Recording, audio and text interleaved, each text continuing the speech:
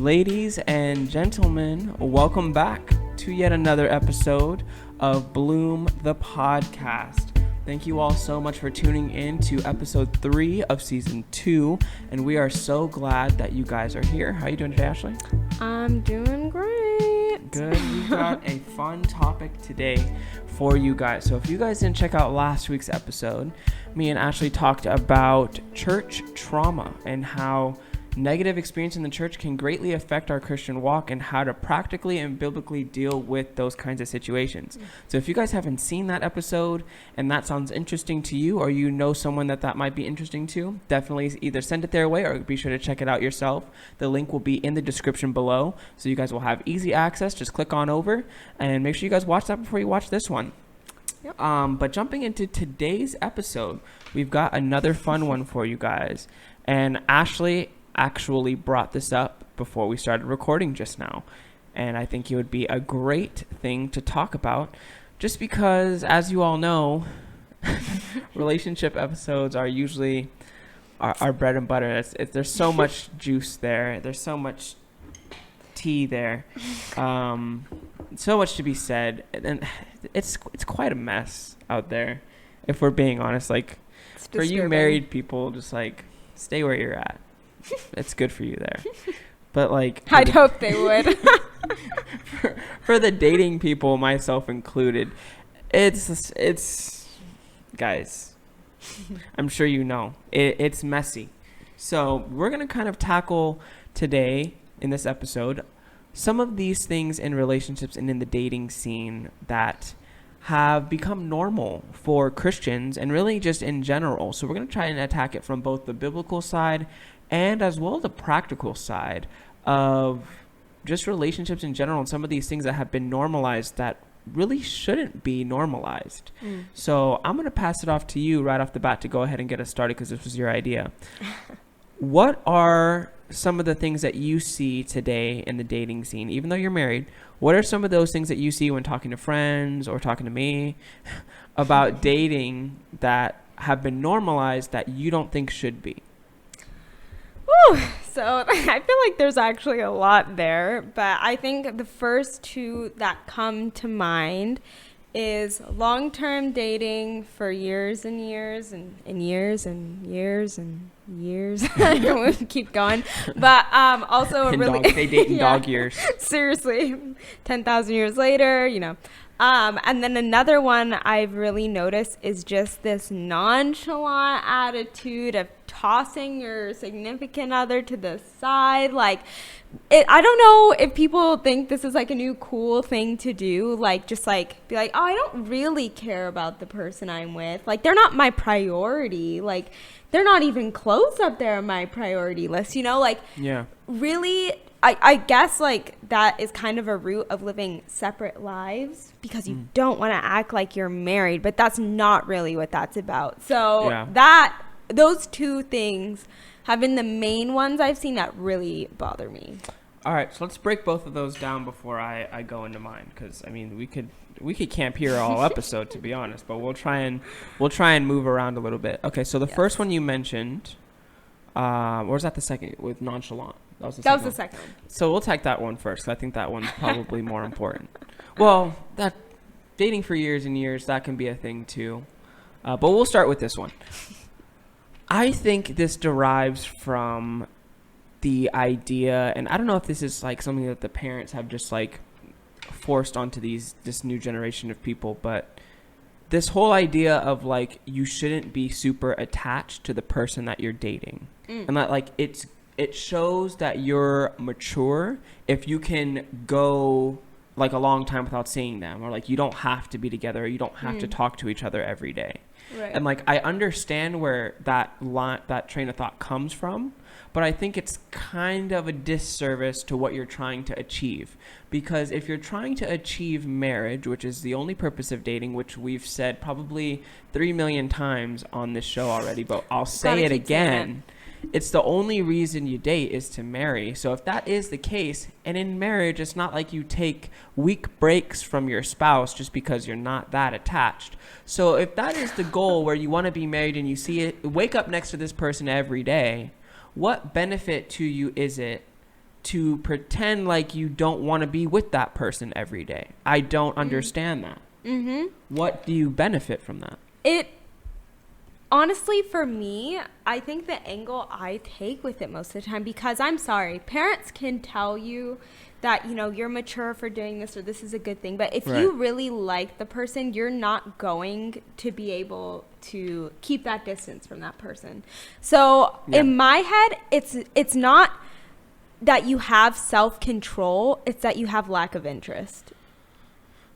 Yeah. Well, it's a multifaceted thing, right? Because I agree that I would say, generally speaking, that would make me think that the person doesn't care that much about being around the person that they're dating. But it's also one of those things where, and kind of the title of this episode, why did we normalize this? We've normalized this in a sense where you almost get guilt tripped or made to feel bad if you do want to be with the person that you are dating every day or every other day or talk to them all the time. So there is that element of maybe this person wants to do this but feels guilty or feels ashamed for feeling that way, and in turn they try to force these other emotions onto themselves that are not really there, and they end up distancing themselves and trying to be that mature person to get the validation of the people around them, whether that be their parents, their friends at church, people around them that are criticizing your relationship. There's so many little things that affect people, because a lot of people do not have the resiliency, I don't know if that's a word, but I'm going to say it, resiliency to not care about that kind of criticism. That kind of stuff usually gets to people really deeply, and it affects people and how they maneuver in their relationship. Yeah, I mean, when Nikki and I were dating, there was a lot of that, just because, like you said, it's normalized in the church that, oh, like, you know, they would still even encourage you that you should hang out with your girlfriends, you know, without the person you're dating, you know, all that. Oh, don't get me started on that. That's a whole different thing. But yeah, we definitely experienced that a lot. And even though he was under a lot of pressure, and a lot of times he fell into that pressure, and I was like, bro, what you doing? At the same time, he was still breaking the rules, because you can't hold yourself back when you really like someone. Right. It's impossible. Yeah. You can still mess up a lot and do crap where you're like, bro, like, why are you doing this? But it's still going to be more than someone who, you know, really just doesn't care that much about that person. So they're like, sure, we'll go with that. I'm cool with distance and space, you know? Yeah. But like you were saying, if you are dating for marriage, that's why I get so sick and tired of people being like, well, I don't want to act like he's my husband. We're not married yet. I'm like, okay, you've been dating this fool for how long? You've got to be a fool. I mean, that plays into my next point about dating for too long. But I'm like, okay, the whole purpose of dating is to figure out if you want to marry this person, right? So how do you think you're going to figure out if you want to spend the rest of your life with someone when you don't see them? Well, yeah, it elongates the process. And I guess that's what you were getting at with going into your other point is the more you separate yourself from that person, the longer it's going to take for you to really know them and really have those intimate conversations to figure out if this person really is the one for you. So it kind of forces you to go on to that longer route of dating for multiple years before you figure out, oh, this person is the one that I want to marry. And that's just one of the many reasons why people do that, I feel like.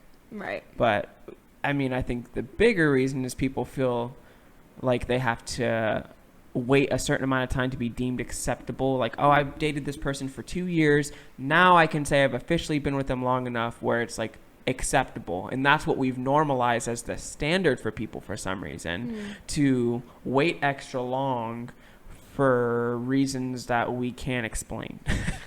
I remember when Nikki and I were dating, someone asked us, they said, promise me that you will not marry her like within the year. They're like, pinky promise. Right. And then, because that wasn't enough, he said, promise me that you won't marry her in 2 years. And guys, it didn't stop there. He got up to 4 years.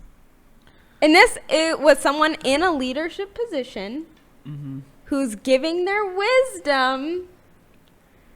Because if you guys aren't watching the video version, we are using the biggest amount of air quotes possible. It's all air quotes on your I know. I remember, like, whoever's not watching the video doesn't get the amount of sass. If you're not watching the video version of Bloom, what are you doing? Yeah, you get over to YouTube right now and watch the video with the vibe version. If you're not watching the video version. Jeez. Anyways. But no, really though, like that was normal, right? And we were just so not normal. Me and Nikki always talk about this because people look at us like we're straight up aliens. Martians. Right? Because I'm like, Nikki's my best friend. We joke about it all the time. We get like separation anxiety. Like I'll like go out to hang out with my friends and I'm like, I feel so weird like without him. And but like that's clingy and gross. Exactly. And that's what people would say. But it's like, no, you should feel that way because that's literally your other half. If you don't feel that way about your other half, what are you doing? Well, I think that's one of the things that we've also normalized is this whole idea of just like having to be like independent and wanting to be that way because it like, and I understand to some degree, right? Because you want it to be where you're already sufficient in your walk with the Lord and yourself, and the person that you marry just adds to that and furthers that. Right. You don't want to be dependent in the sense where like if that person's not with you,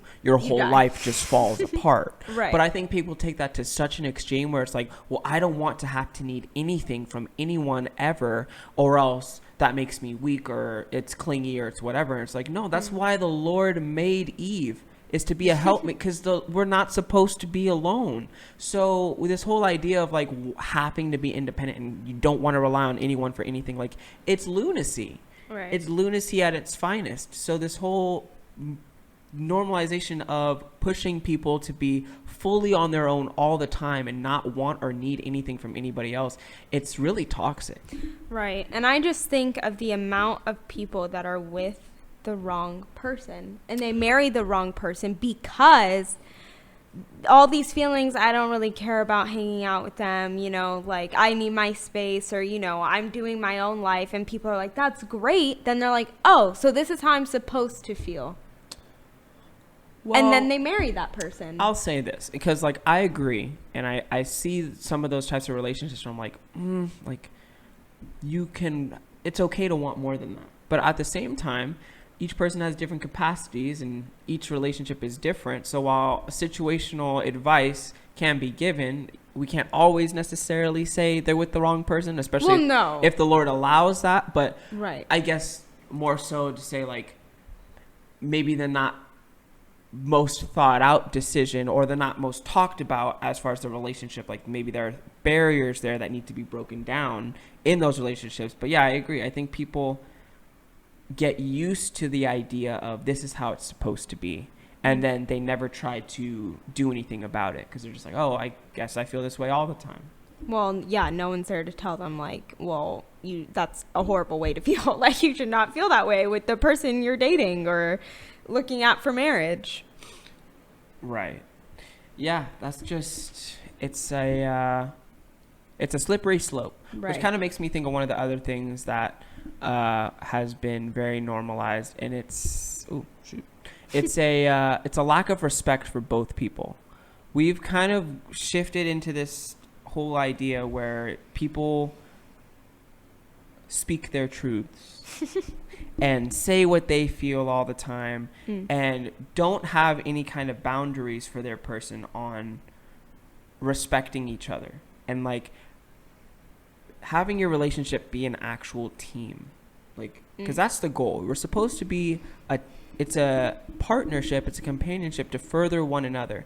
And I think that the trend today is so it's me versus the person I'm dating, and like who's gonna be on top and like who's gonna like have the control. Yeah, like it's a very self-centered way of viewing relationships where everything is about what we can get from the other person and what we deserve from the other person. And it's very disruptive, and I think at the end of the day it's that pride that ruins so many potential good relationships because we're so focused on being served and like having that person live up to all these expectations of what we want them and need them to be doing for us. Right. Well, that literally ties in with also what we were just talking about living separate lives. Because when you're living separate life while you're dating, and when I say separate lives, I don't mean like you can't have a life while you're dating. Right. But I mean like you literally are like, I don't want to be connected with this person that I'm with because, you know, they're probably not long term or whatever you're thinking in your mind of why you're pushing them or distancing them. But within that thinking, you're just what's best for me. It's not what's best for our relationship or us as together. It's always, okay, well, I'm going to do what's best for me because you're not my spouse. And that transfers straight up into your marriage, like straight up. Yeah. Yes, that's so true. And I think that's the other thing to tag along with that we've also normalized is not actually having conversations that further your marriage relationship towards marriage. I feel like so many people want to save all the important stuff till after. It's like, well, it's too late then. It's too late after that. Like, we need to be having these conversations, the fundamental conversations. Like, all these relationships have become so shallow and based off all these shallow things that don't matter and can change in a moment's notice. Like, we have to get back to the root of relationships, which is obviously Christ, but all of those Christ-centered things around that relationship. Like, how are you planning on serving? Like, what do we want to do to further the kingdom together? What are our doctrinal beliefs? Like, where do we differ? Where are we the same? Lots of people don't even know these conversations. I think a big part of that is people aren't really caring about that stuff as much. But it's also people don't know how to communicate that stuff, and people don't know how to have differing views and make it okay. Yeah. Well, like it said, if you actually spent your time wisely with who you were dating and you actually thought about the important stuff, you'd literally probably only have to know that person for like 2 months before you knew if you were going to marry them. Right. So that's the problem. That's exactly why we have people dating for 20,000 years, because they don't know what the heck they're doing. They get into a relationship and they're talking about God knows they what. Want to have fun. And you know what? Dating isn't always fun when you're being intentional. It's rewarding if you're intentional. Right. And that's honestly part of the trial. That's the funny part, is when you meet couples who've never had their first fight before they got married or something. I don't believe in that. Because they never talked about anything that would lead to that. Someone told me that a long time ago, and I was asking them for advice, and someone told me that, and it took every ounce of my being to just be like, that's BS. Like, I was like, really right now you're gonna tell me? And they dated for like, what was it, like a year and a half, and I was like, so you're telling me you dated for a year and a half and they didn't do one thing that just got under your skin a little bit? Their marriage later on, like you did this when we were dating. We're from the same family and we don't even agree on every single doctrinal thing or every single biblical topic. So you're telling me you dated for a year and 6 months and you didn't have one differing view that caused any kind of tension? Someone's lying and is like, yeah, babe, I agree. Yeah. Put a ring on happy it. Wife, happy life, which is another load of garbage that we could do a whole episode. Should we go there? Should we go there, or is that our separate episode? That honestly might be. I feel like we could really dig deep for that one. I feel like we could dig deep for that one. We might need Nikki for that one. Oh, that'd be a good one. But no, honestly, Nikki and I actually are the perfect example of people will ask us. We're going to have been married for a year. Actually, probably by the time this episode drops. But everyone always asks us, they're like, oh, like, what's the hardest thing about your first year of marriage? And like, I always felt like I was a psycho because I could not think of one thing. Like, I literally was like, is something wrong? So I asked Nikki, I was like, what's the hard thing about marriage? And he was like, and we like stood in the kitchen, guys, like no joke, for like 30 minutes, like thinking about it. But you know why? Because dating was hard. Dating was hard, and we had all those horrible conversations that nobody wants to have. Yeah. During dating, we fought like dogs while we were dating because we were actually talking about the like real stuff that we were like, gosh dang it, like I don't want to talk about this with you, you know? Right. And so because we got all that stuff out on the table and we really knew each other, like really knew each other's bad sides before marriage, getting married was like easy because we did that math before we put the ring on it. Yeah, and not to say that you won't ever encounter challenges in your marriage, because that's inevitable. Well, obviously, but to start out, like you said, to have those disagreements or to have those conflicts that you can figure out and resolve together and be like, okay, we know where we stand on this now. Right. And we can take this building block and put it under our marriage, and you can stand on that. Yeah. And I think these days, because we've normalized the fun of dating, it's made everything else so much more difficult because everyone's just trying to have fun. And it's like, it's not always gonna be fun. I know. Sometimes Nikki and I look back and we're like, dating like sucks, bro. Like, who are you dating telling? Really sucks. Who are you telling, though? Yeah, because it is your time to find out about that person. And so I think a lot of people like rely on premarital counseling to like bring those things out. But if you can't have those conversations without someone instigating it for you, I feel like there's a communication barrier. Right. I mean, premarital counseling is important, but it's not. People act like that's like going to be the saving grace of your marriage. Yeah. Nikki and I didn't even have that. We didn't have a church at the time to have that.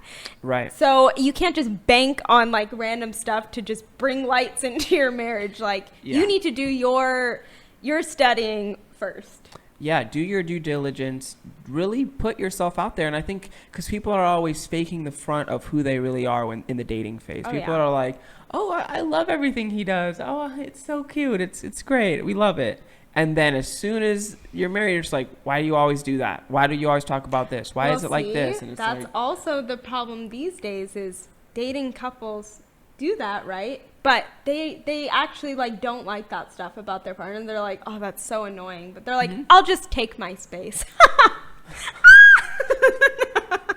Whoever's listening just through audio, I'm sorry. Like, that's probably like ear piercing, but that's genuinely how I feel in my monitor's heart like spiking like crazy. That's how my heart is bursting. Yeah, it's honestly ridiculous how, because like people want to be this version that they think their partner wants rather than being who they actually are. Oh, yeah. And finding out if that person still wants you for who you actually are and what you actually believe. They're just like, let me put up this facade and get all the way to the finish line and then let them know everything that I believe about every other issue. Exactly. That would have derailed us if I would have brought it up earlier. Dude, yes. People are honestly missing out so much on the comfort of knowing that your like partner has seen the worst of you when you're dating. Like, they are missing out because you're just, like, thinking, like, if I mess up once, this guy's going to get out of here quick, you know? Where I never felt that. I was like, he already knows. The thing, like, because you walk on eggshells all day long if that's how you proceed in your relationship. I've been there. Like, before, I was in a relationship where if I would have said anything about how I actually feel or any kind of biblical principle, the person I was with would have just been like, that I don't agree with that. And it would have been a tantrum. It would have been, you know, like all hell breaks loose. And you shouldn't feel scared or you shouldn't feel threatened to come to your significant other and bring something that concerns you to their attention. If you feel concerned or if you feel worried or anxiety about bringing something to your partner, that's an issue for me. There should be open communication where that person is a safe place for you. That's what it's supposed to be. And we should be wanting the other person to communicate how they feel about everything. So that way you can figure out how to best serve your partner and how to be the best partner to your partner that you can be. And how you compliment them. You're never going to know that if you've, you know, never seen any real side of them. Yeah, or if they never tell you anything that's ever annoyed them until you're already married. It's like we have to get out in front of these issues so that way we're not dealing with them on the back end. Yeah, so I think instead of people being like, we're not married, like, we're dating. No, you need to really, like, be like, okay, what's our plan towards marriage?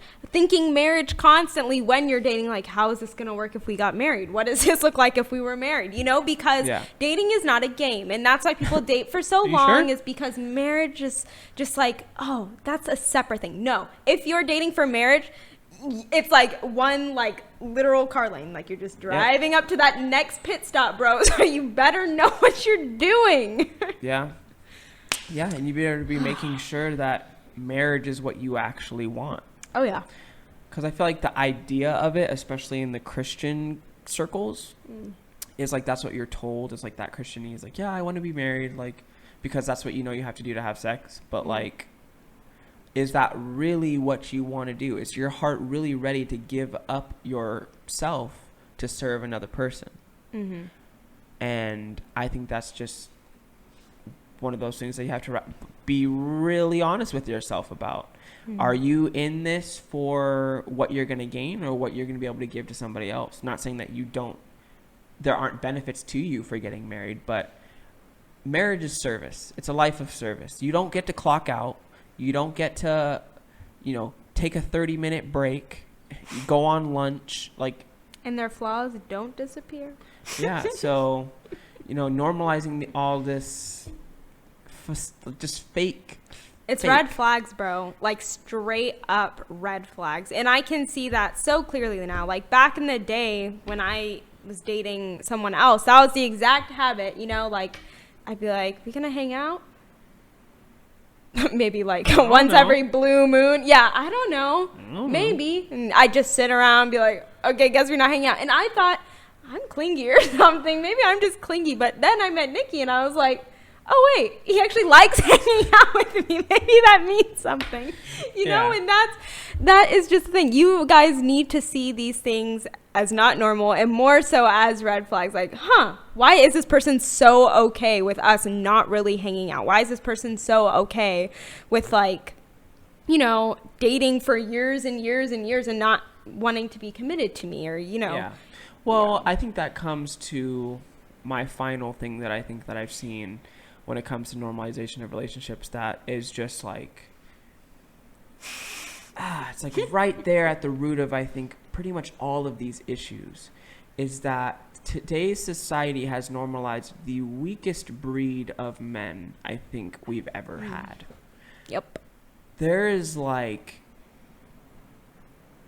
because as men, we're supposed to be the leaders of these relationships. We're supposed to be the ones that lead the girls spiritually and emotionally and physically, all those leading things. The relationship. Oh my gosh. The amount of times I see a guy that's just like, I don't know, sure, okay, yeah, about everything. Like, there's one thing to be an easygoing person, but it's another thing to be a doormat where you're just like, yeah, whatever happens, I'm okay. And then the girl kind of just sets the pace for everything. Like, that's not how it's supposed to go.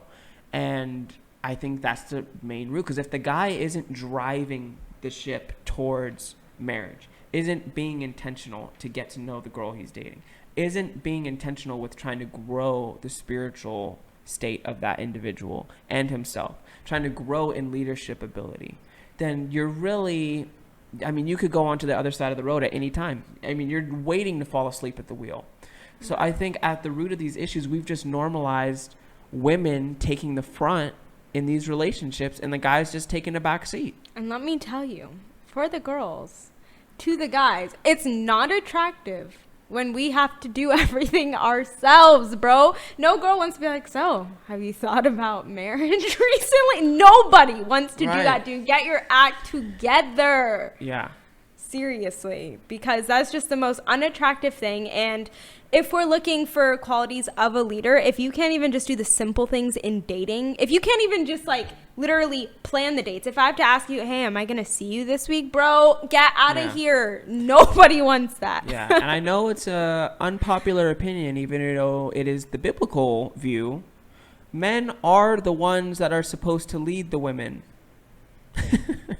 I know it's not popular, but it is what it is. So with that being the case, we as men need to assume that responsibility upon ourselves to take the initiative in every aspect. And not saying that you're always going to be more mature than the person you're dating with, or there's so many little things that can always be out of balance, but the main thing is the man pursuing a leadership role and wanting to be in that role.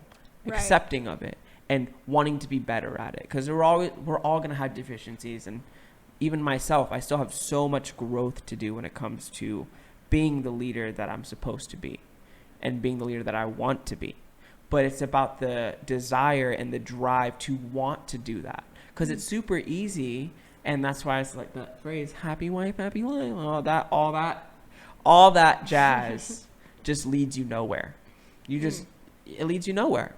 So taking responsibility for yourself and taking responsibility as a leader is one thing that we have to normalize again, because we've definitely normalized the opposite of guys just taking a back seat in every single thing and just letting the woman take charge. And, you know, like I said, if the man's not driving the boat as biblically intended, it's not going to yield the best result. Yeah. And they're like, these girls are crazy. I'm like, because you ain't doing nothing. Like, someone's got to do something. Am I right?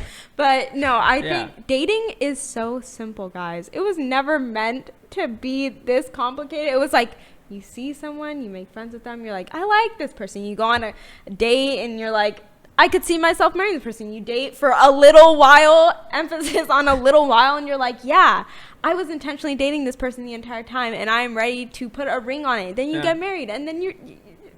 Well, that's the other thing that we've been normalizing. Sorry, I'm going off track here, but this whole, well, especially in the Christian culture, I don't know as much about it in secular culture, but asking someone out has taken on this whole new meaning. It's taken on a whole, like, it grew legs, and it has walked and ran and got really buff and, like, turned into this monster that has destroyed people's communication skills and their ability to actually go out on dates and meet people. They're like, do you want to meet at a party, say hi for 5 seconds, then split off? Yeah. Literally. It's like, do you want to meet in a huge group of people where we can, like, talk for, like, 3 minutes and not have any time to, like, actually discuss anything? Yeah. Even though we both know what we want to talk about, we're just going to pretend like we don't, and we're not going to go on a date because that means that we have to get married. And I don't know you like that yet. It's like you're scared that she's going to turn into a monster if you meet in private. You know what it feels like more so? I think people are scared of it actually working out. I'm serious. I think people are scared that someone could, like, actually be good for them. And they don't know how to process that. So they'd rather not have to, like, get their hopes up or, like, do anything or, like, commit to anything.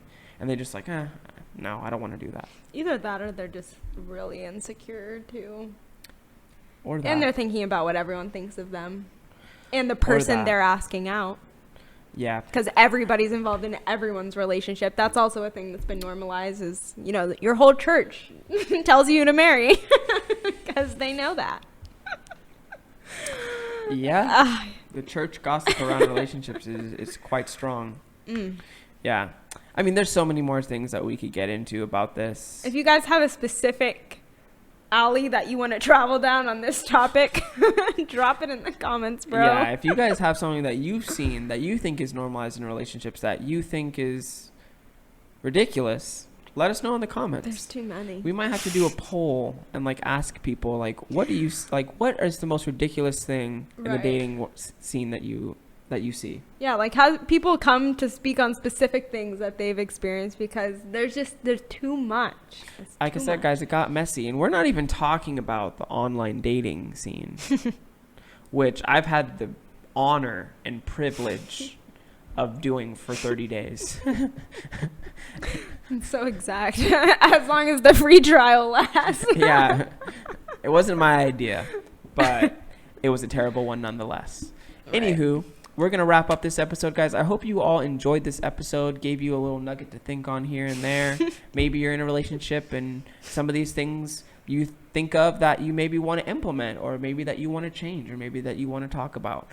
That's what this show is for, just to open up these doors of discussion between believers, between people, and just to get the ball rolling. So we would love to have you guys jump in on this conversation and let us know some of the crazy, wacky things you guys see in the Christian dating scene. So leave your comments below, or feel free to message us on Instagram or message the Bloom page directly, and we'll be sure to get back to you. So hope you all enjoyed this episode. Don't forget to like, comment, and subscribe, and we will see you all on the next episode.